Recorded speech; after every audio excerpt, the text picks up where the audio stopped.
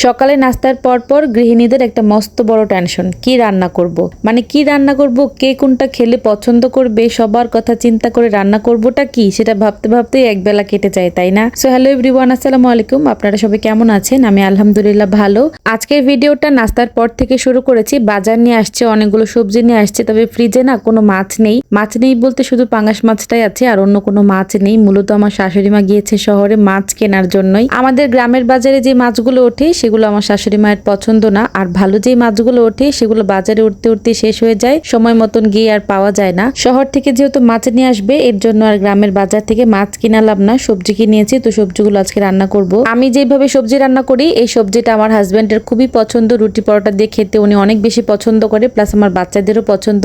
আজকে সবজি রেসিপিটা একটু শেয়ার করি। কড়াইয়ে পরিমাণ মতন তেল দিয়েছি, তারপর পেঁয়াজ দিয়ে একটু ভেজে নিয়েছি, রসুন বাটা আদা বাটা দিয়েছি, একটু একটু করে অল্প অল্প করে আর কি। পরিমাণ মতন লবণ দিয়েছি, হালকা একটু মশলাটা ভেজে তারপর হলুদের গুঁড়া আর একটু ধনিয়ার গুঁড়া দিয়েছি, সামান্য একটু জিরার গুঁড়া দিয়েছি, একটু পানি দিয়ে মশলাটা কষিয়ে নিয়েছি। তারপর সবজিগুলো দিয়ে দিলাম। সবজি দেওয়ার পরে কিন্তু আমি এক ফোঁটাও পানি ব্যবহার করি না। সবজির গায়ের থেকে যে পানিটা বের হয় সেটা দিয়ে সিদ্ধ হয়ে যায়। সবজিটা যখন একদম সিদ্ধ হয়ে যাবে, নামানোর আগে আমি একটা ডিম ভেঙে দিয়েছি। একদম ডিমটা দেওয়ার পরে বেশি রান্না করা যাবে না, ডিমটা দিয়ে একটু নাড়াচাড়া করে নামিয়ে নিতে হবে। এই সবজিটা কিন্তু অনেক বেশি মজার। আমার কাছেও এই সবজিটা পোলাও দিয়ে খেতে অনেক বেশি মজা লাগে। তো যাই হোক, সবজি রান্না করা হয়ে গেছে, উঠিয়ে নিয়েছি। আর আজকে পাঙ্গাস মাছ ভুনা করব। ফ্রিজে পাঙ্গাস মাছ ছাড়া আর অন্য কোনো মাছই নাই। ঘরের এক একজনের রুচি এক এক রকম হলে সবচেয়ে বেশি মুশকিলে পড়ে কারা জানেন? গৃহিণীরা। কারণ কার জন্য কি রান্না করবে, কোন পদ রান্না করলে বেশি পছন্দ করে খাবে, এই চিন্তা করতে করতে কিন্তু রান্নাঘরে আমরা আসি, তাই না? সারাদিন বাচ্চাদের পিছনে ছোটাছুটি করে আমি এত বেশি টায়ার্ড হয়ে যাই, তারপর বয়স দিতে বসে না আমার গলা দিয়ে আওয়াজই বের হচ্ছে না আজকে। অনেকে হয়তো বা বলতে পারেন যে আপু আপনার কণ্ঠটা কেন এরকম হয়ে গেছে।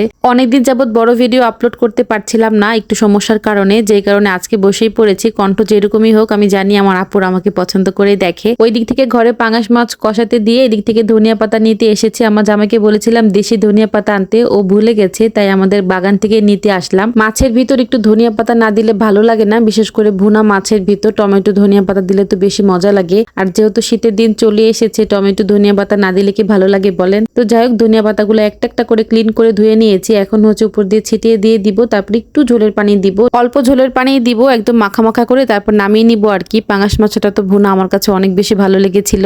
এদিক থেকে বাচ্চাগুলোকে ঘরে নিয়ে আসলাম, ওদেরকে এনে গোসল করিয়ে দিলাম, তারপর আমার রান্নাবান্না কমপ্লিট করলাম। এখন ওদেরকে খাওয়াবো। আমি একদিক থেকে রান্নাবান্না করতে থাকি আর অন্য দিক থেকে রান্নাঘরটা পরিষ্কার করতে থাকি, একদম ক্লিন, নিট অ্যান্ড ক্লিন করে তারপরে হচ্ছে রান্নাঘর থেকে বের হই। এতে করে বেশি ভালো লাগে। না হলে না মাথার ভিতর একটা চাপ থাকে যে আমার রান্নাঘরে ময়লা আছে ময়লা আছে, ব্রেনের ভিতরে ঘুরতেই থাকে। আমি জানি না আর কারোর সাথে এটা হয় কি না, আমার সাথে হয়। বেসিনে কোনো হাঁড়ি বাতিল রেখে গেলেও আমার ব্রেনের ভিতরে এটা ঘুরতে থাকে। এই তো বাচ্চাদেরকে খাওয়ালাম, তারপর আমি গোসল করে নিজেও খেয়ে নিয়েছি, একটু রেস্ট করছিলাম। পাশের বাড়ির ভাবি এসে কিছু ডিম দিয়ে গেছে, ডিমগুলো আমি কিনেছি, দেশি মুরগির ডিম। আর বিকেল দিকে আমার শাশুড়ি মাও চলে এসেছে, অনেকগুলো বাজার নিয়ে আসছে, সবগুলো একটু গুছাচ্ছিলাম। অনেকগুলো মাছও নিয়ে আসছে। তো যাই হোক, মাছের ভিডিও দেখালে আমার পেজে আবার সমস্যা হয়ে যায়, যে কারণে দেখালাম না। আর মাছ, কালীবাউস মাছ, ট্যাংরা মাছ, তারপরে শোল মাছ, এই টাইপের মাছগুলো আমার শাশুড়ি মায়ের অনেক বেশি প্রিয়। তো সেই মাছগুলো নিয়ে আসছে। টুকটাক বাজার গোছাতে গোছাতে আজকে বিদায় নিয়ে নিব। ভিডিওটি কেমন হয়েছে জানাবেন। সবাই অনেক বেশি ভালো থাকবেন। আল্লাহ হাফেজ।